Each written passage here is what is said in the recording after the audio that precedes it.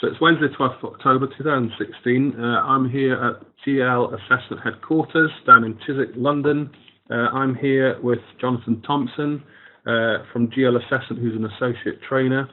The format for the webinar, we've got all your questions here, so we're going to go through them all. And we're also going to take your questions and pause and play throughout the webinar.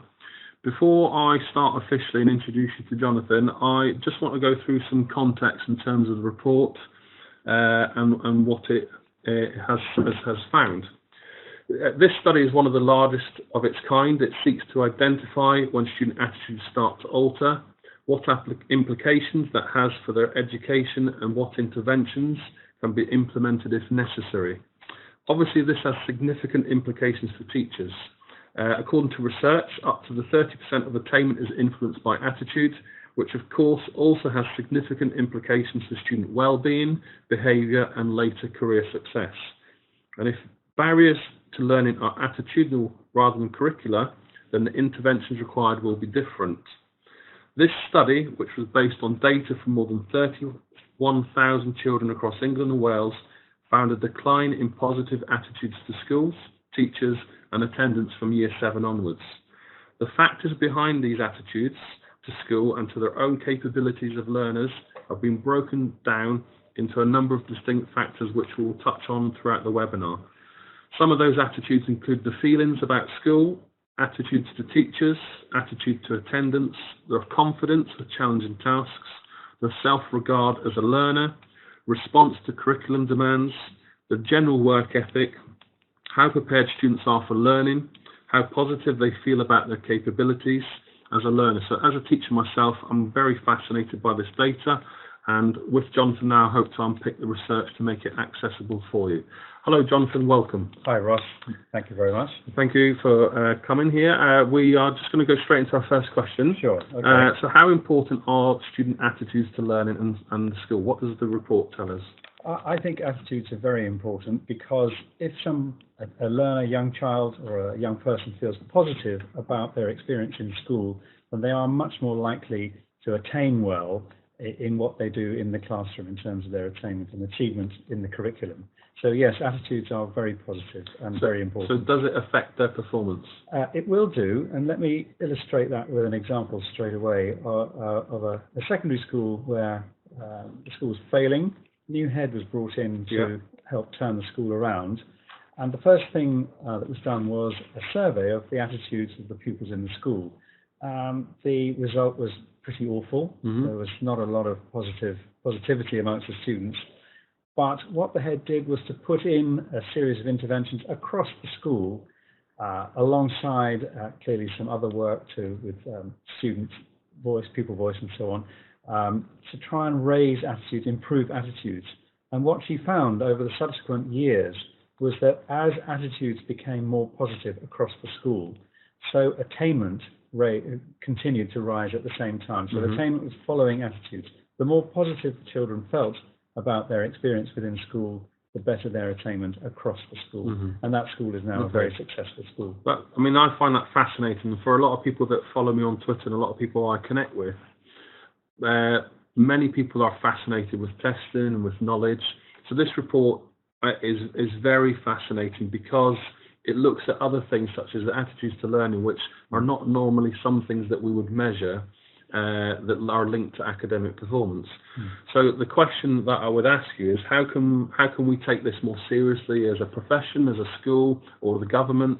How do we know it's reliable, valid data, and how could we use it? The survey is based on a huge database in order to give nationally benchmarked results.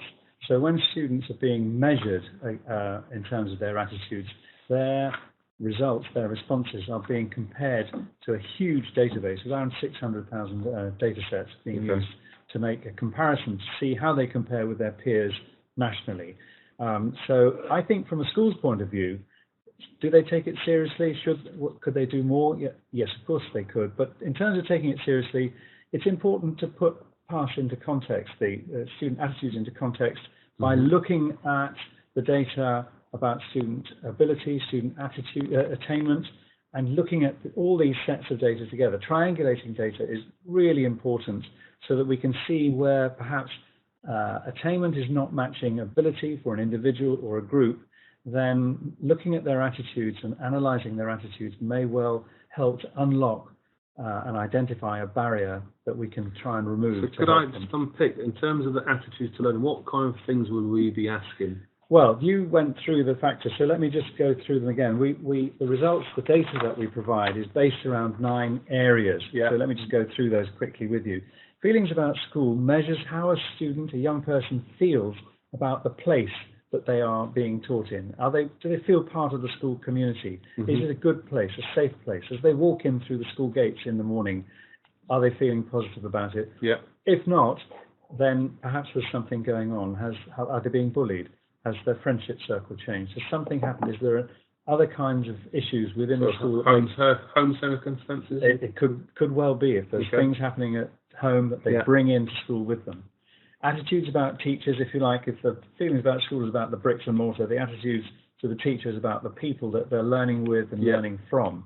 If that student-teacher relationship breaks down, the impact on attainment is almost instantaneous, and therefore it's good to be able to pick up on that. Generally speaking, it's a very positive factor, has to be said. Okay. Attitude to attendance. Mm-hmm. Is a student sitting there thinking they'd rather be somewhere else, anywhere else than in that school? If so, why? Mm-hmm. Can we pick up on that? We have some research that shows a link between student attitudes to attendance declining and their actual attendance declining at some point in the future, usually about a year. This is particularly prevalent in secondary schools, where there is much more freedom to move in and out of the school. Yeah. So we can use this as a way of predicting which children are likely to start missing or skipping school as they progress through their secondary education. Confidence with challenging tasks. How confident do students feel when there's something new comes along? We all need to have be able to develop our own coping strategies with new challenges as they arrive, and we need to make sure that our students have that capability within them. Self-regard as a learner is really how they feel about themselves as a learner. If a young person doesn't feel confident in their own ability as a learner, then that will have an impact on their attainment to push it down. They need to feel positive about it, feel good about themselves as learners, in the way that we feel good about ourselves with self-esteem. The response to the curriculum demands is a way of measuring their motivation to succeed through the academic route. Is being successful at school going to be seen as a way of getting a success in life after school? Whereas general work ethic is a more general motivational measure. Do they see success in life just through their own hard efforts, not necessarily through the academic route? And those are very interesting factors to compare, because they will both tell a story about the individual. How prepared for learning they feel they are. This is about metacognition. Have I been taught how to learn, provided with the tools that enable me to learn? And that has a link to behavior, because if a student feels they haven't been taught how to learn, they don't understand what's going on, they can't engage with the learning, then they're quite likely to fill that time by messing about. So there's a way that we can link the intervention, if you like, for behavior problems in the classroom through to things like targeted study support in order to improve their metacognition. And finally, how positive they feel about their specific capabilities. This, in a way, is similar to self-regard. One is a short-term measure and one is a long-term measure. How do they feel? So there are those areas that we're looking at and measuring, and the research backs that up. So it's quite a wide range of factors. Yes, it is. Given that there's only 9 factors, it covers a very wide area and tells a big story about each and every child. So I'd just like to unpick self-regard a little bit more. How would you say self-regard manifests itself in the classroom? So if a young person is sitting in the classroom and they don't feel positive about themselves as a learner, then the likely characteristics might be that they don't really want to engage because they think it's a bit pointless. They may become a bit disenfranchised almost. They certainly would not be putting themselves forward in order to try and do something in front of the other students in case they mess it up, and they don't have that confidence to get going, and that will then hold back their ability to really shine in what they're learning. Just on an aside, we've just started vertical tutoring in our school, and So I'm a co-tutor, and we have about 20 students in our registration class from year 7s to 11s, and already I can see attitudes have changed from what I've always known, where we have a 1-year group in a registration class. Immediately students are self-regulating their behaviour. They don't want to feel embarrassed in front of students that might be younger than themselves, or even vice versa. So it's very fascinating. Okay, I'm just going to briefly pause for 30 seconds. If you've got any questions, people that are listening live, could you drop those questions into your chat box that you can see on the bottom right of your screen? Don't forget the hashtag is pupil attitudes if you want to tune in online through Twitter at the same time, or to follow the conversation if you're listening to this webinar at a later date. So just go pause for 30 seconds. Okay, we're back online. So we're going to go straight into our next set of questions. So Jonathan, when do student attitudes start to change? Well, you could argue that attitudes change all the time, because attitudes are quite soft and they fluctuate. You can think of in your own personal life how your own attitudes to anything will change up and down. But as a general rule, attitudes in primary school tend to be very positive. Children generally, and this is a sweeping generalization, but children generally have a pretty happy time in primary school. They get on well with their teachers. It's a good place to be. The transition from primary to secondary is often where attitudes may well hit a dip, because secondary schools tend to be a lot larger, so they're much more scary for a young primary school child coming up into secondary school. There are a lot of older children there. That's all a bit scary as well. So that management of the transition from year 6 to year 7, I think, is vitally important. But that quite often is where we start to see the first bit of a dip. Now, that dip may well carry on into years 8 and 9, depending on how the school manages the transition and manages the curriculum. Do you have any examples, case studies of schools that do transition really well, or from the data? I'm not sure we've got anything from the data in that sense, but I can certainly tell you anecdotally that schools I've worked in are very aware of the dip. And actually the Welsh Government, the Welsh Assembly, used PASS as a transition tool in order to help manage and support that transition from year 6 to year 7. I think a lot of secondary schools now are aware of the dip, the potential dip, not just in attitudes, but actually in attainment between 6 and 7. So it's being managed, I think, on the whole, in an improved way over time. But what is still occurring is that dip when they go into year 8. Well, you've been here for a year now, so you should be okay. You should be used to the system in our school. Yeah, and they're kind of left alone. So they are left alone. And the curriculum doesn't necessarily pick them up to challenge them and push them much harder in years 8 and 9. So I think the dip quite often goes on further than year 7. In fact, it may be that it's less at year 7 and more at years 8 and 9. And then, of course, they hit the GCSE years. Yeah, and when they got to back their ideas up. Yeah, but I think also generally, children, as they become young adolescents in secondary school, their attitudes perhaps become a bit more cynical. They're being exposed to older children who may have an influence. So going on to my next question, is that surprising? Is there a way that we could look at this data and help schools address it? I don't think it's surprising particularly, but certainly I think schools that are able to measure their children's attitudes would do well to look at where the dips are, which are the factors that are letting them down, which are the ones that are becoming less positive, and put in intervention perhaps across the school, or maybe with just particular year groups or focus groups within the school, perhaps the boys, perhaps the girls, in order to try and make sure they do feel positive about coming into that particular school and feel proud to be part of that community.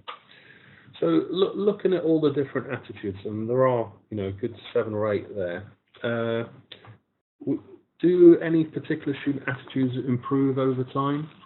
Well, that's an interesting question, and I guess it probably varies from school to school, and to a certain extent from individual to individual, because PASS, unlike any other pupil survey, is not anonymous. So we have data, we can provide data right down to an individual level. Yeah. But I think what our research has shown is that, interestingly enough, as students get up towards GCSE and the curriculum starts to really challenge them, many students will react positively to that challenge. Okay. And their attitude to their learning will improve.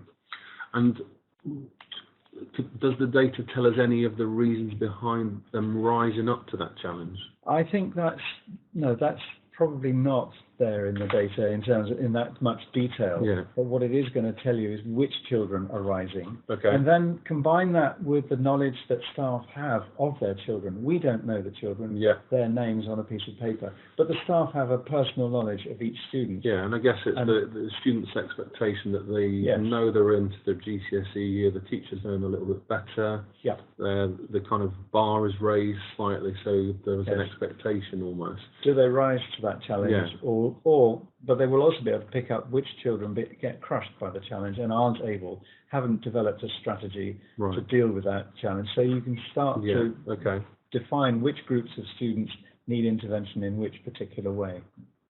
Okay, so those are our last set of questions. We're just going to pause for another 30 seconds or so. So if you want to you don't need to, but if you want to drop a question to the chat box online, hashtags pupil attitudes. If you're watching this later, you'll find the report. We're going to put out a Twitter poll in the next 30 seconds or so, so look out for that, but we'll be back shortly. Okay, hello everyone, welcome back. My name is Ross McGill, Teacher Toolkit on Twitter. I'm here at GL Assessment. I'm interviewing Jonathan Thomson from GL Assessment Associate Trainer, and we're looking at pupil attitudes. And we're digging through 31,000 responses.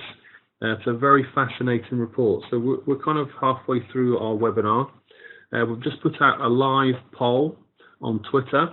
So if you follow the hashtag pupil attitudes or GL_assessment, you'll be able to find that poll. Please, whether you're tuning in live or listening to this in the next couple of days, please vote, and it'd be interesting to hear your views. So we're going to go into the next set of questions, and if you have a question you're listening live, please type one into your chat box. So Jonathan, is there any discernible difference between gender from the report? Overall on the report, not much of a difference at all. Of course, it will vary from school to school, and in some cases it's not uncommon to see girls being slightly more positive in some of the curriculum-linked areas and boys being slightly more positive in the terms of confidence and general work ethic. But generally speaking, not a lot of difference, which means that if you are looking at attitudes and there is a difference, then that's something that's worth picking up on. Okay, and from the 31,000 sample, what was roughly the split of gender? Do we have that exact? I think it's about a 50-50 split. 50 split. Yeah. Okay, we're just going to take one question from the chat box before we go on with our other questions. So we've got a question from Steph Bennett. Was any statistical analysis of the data carried out to see if any of the differences were statistically significant? That's a good question, and I'm not sure that I have an exact answer to that, but I would guess that our statisticians who did this research would certainly have looked at that and really probably only published the statistically significant results. We wouldn't really be publishing, I don't think, that anything that is very minor. Okay.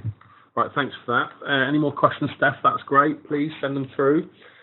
So our next question, Jonathan, how easy is it to change students' negative perceptions?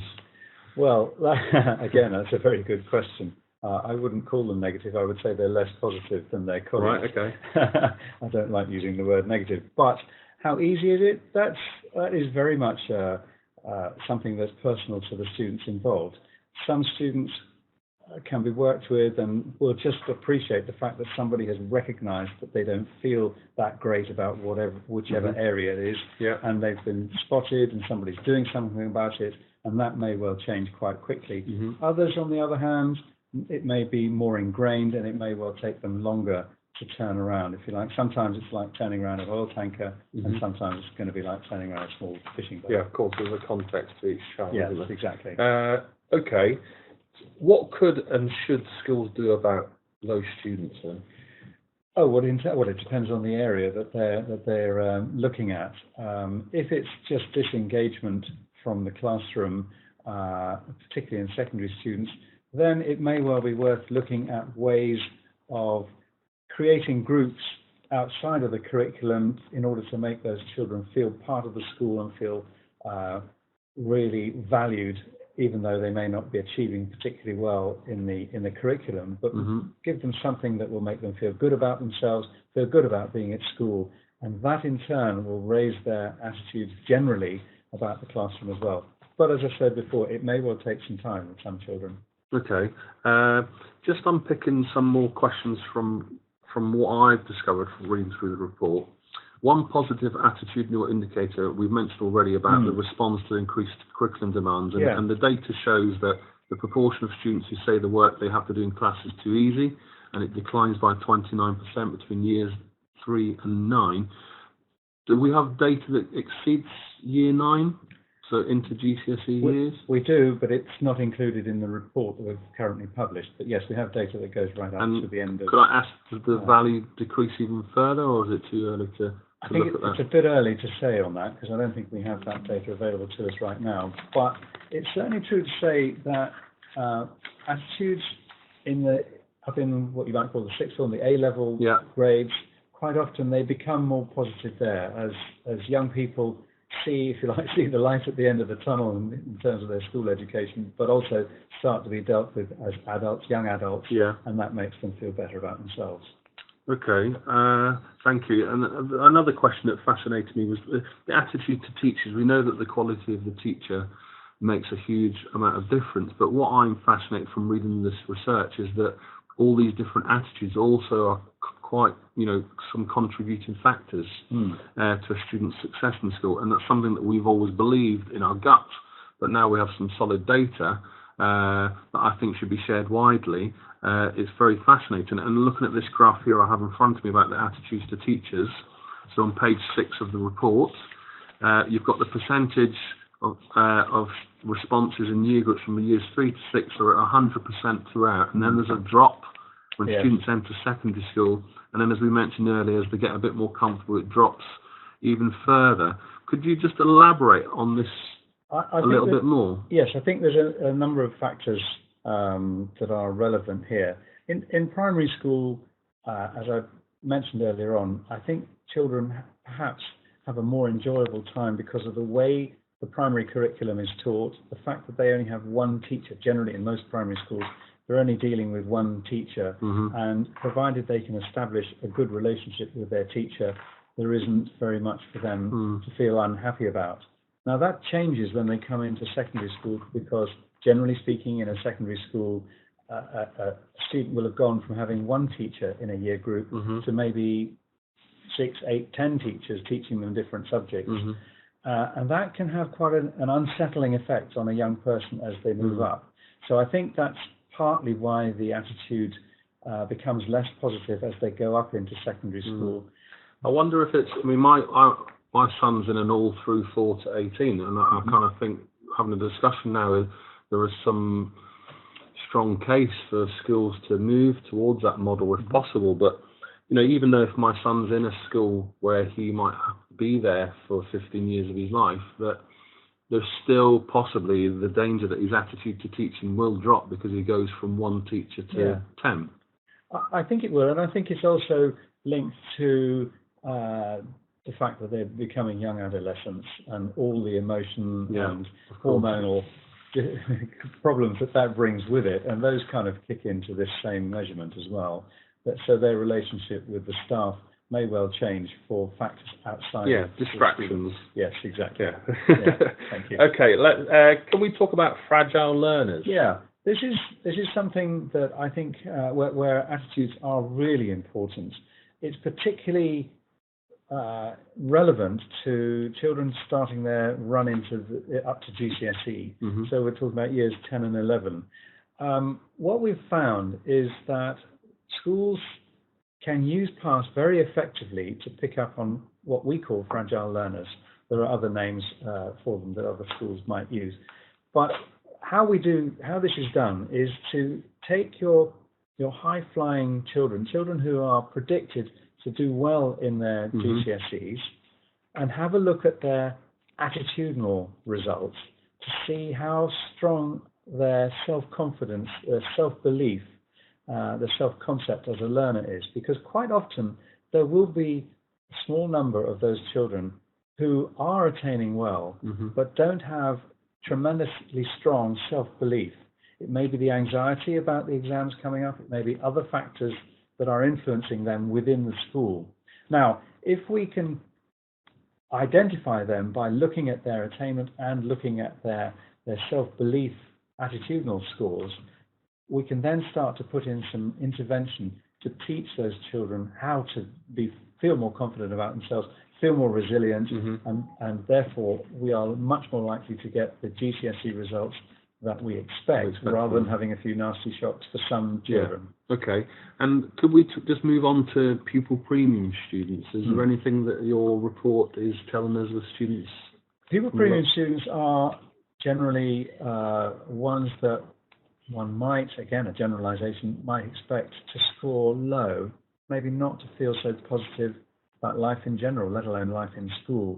So if schools can pick up on these students and put in place interventions, maybe quite simple interventions, not necessarily linked to the curriculum, in order to make them feel more positive, then that will, as I said earlier on, reflect into the attainment. That and is there anything specific the report picks out from pupil premium students, or again, is that something that we wouldn't report? We have. I don't think we have. We've had a lot of anecdotal evidence, though. I can think of a school where the pupil premium money was spent on buying a washing machine for children who came in to do PE in rather dirty gear because their gear wasn't getting cleaned at home, and they were suffering because the other children would tease them and taunt them about this. Or most likely wouldn't want to do the subject. Exactly. And so their school PE kit was washed and produced for them, which made them feel much better, and that in turn it was reflected in higher attainment, more positive attitudes from those children as they progressed through the school. There you go. Yeah, exactly. Okay, we're going to pause for another 30 seconds for people listening. If you're listening live, the hashtag Pupil Attitudes on Twitter, GL Assessment, GL_assessment on Twitter has a poll, so please vote. That's out now. So if you have a question, if you're listening on the chat box, bottom right, please add it, and we'll happily ask that to Jonathan now. We're just going to take a break. We're back for our Pupil Attitudes webinar. As children settle into school, secondary school particularly, academic expectations increase. And in this fascinating report by GL Assessment, looking at 31,000 students' responses to attitudes to learning, there's a few bullet points that I'm just picking out from the report here about difficulty understanding the teacher's instructions, the behaviour of other children in the class, the amount of reading and writing that's expected, the time pressures, finding the subject hard and easy, and so forth. I'm just going to pick up another couple of questions and pass them on to Jonathan Thomson, who's from GL Assessment, who's an associate trainer. Jonathan, I just want to focus on year 8 to 9, the dip, and then we might want to just touch on mental health issues. Yeah, sure. Part of your research.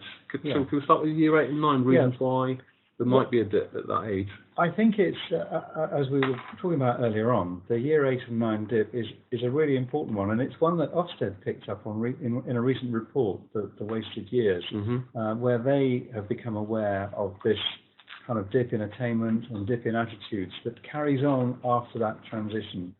As students become used to being in secondary school, but maybe their attitudes change, perhaps with peer pressure from the older students around them, and it may also be from peer pressure, family pressure outside of the school. So that dip that carries on does seem to be there. It's from years 7 to 9. And I think there's a lot that schools can do to try and pick up on that, both in terms of how the curriculum is taught and how it's delivered, but also how school life picks up those children in years 8 and 9 to ensure that they remain positive about their experience within school.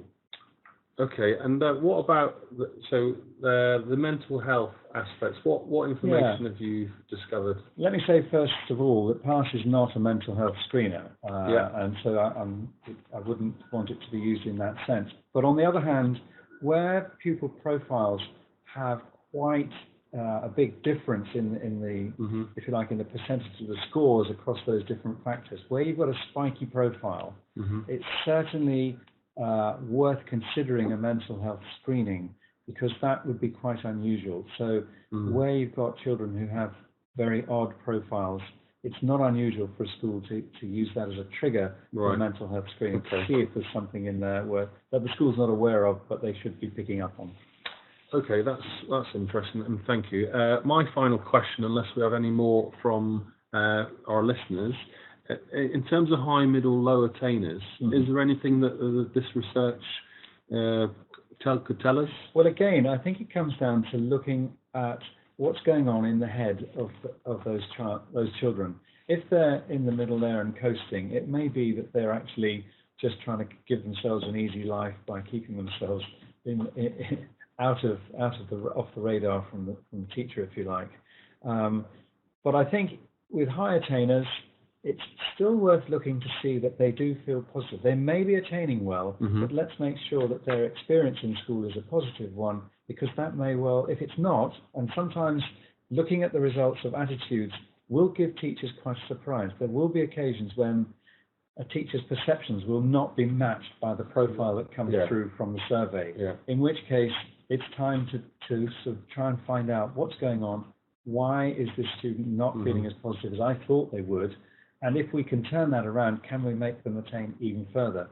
Similarly with low attainers, what's going on down there? Is it because of something else? Is there a problem perhaps with literacy? Are they a dyslexic that hasn't been diagnosed yet? Is there something going on outside of school that is making them feel less positive, and that in turn is being reflected in low attainment?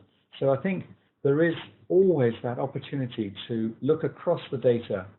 Triangulating data is something we talk a lot about here at GL in terms of looking at ability, looking at attainment, looking at attitudes, but most importantly of all, bringing in local knowledge. Teachers know their children. They know what's going on.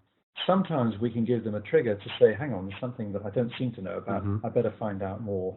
And often that will reflect in then how they can intervene in order to make sure that both high, middle, and low achievers can be taken it's very interesting. So higher levels. There's a huge amount of data here, and this is a very fascinating report. I don't think we have any more questions for our webinar from people that are listening live. I'll remind you again on Twitter, if you want to find the report, if you listen to this webinar later on, the hashtag is Pupil Attitudes.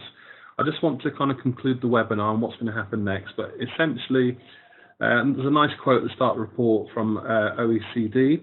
Students can only achieve at the highest levels when they believe that they're in control of their success. And I think, this report, from my perspective as a classroom teacher, it just kind of shows you that attitudes to learning inside and outside of school can make a big difference to student academic performance, and teachers can play a big part in this. So my name is Ross McGill. I'm Teacher Talker on Twitter. I'm at the GL Assessment Headquarters with Jonathan Thomson. Jonathan, thank you for joining me this evening. Thank you, Ross. And thank you to everyone for listening in. The report's already online. You can download it on the GL Assessment website. And this video will be uploaded shortly if you're listening live. And thank you very much. We hope to hear and meet you again. Thank you. Thanks. Bye-bye.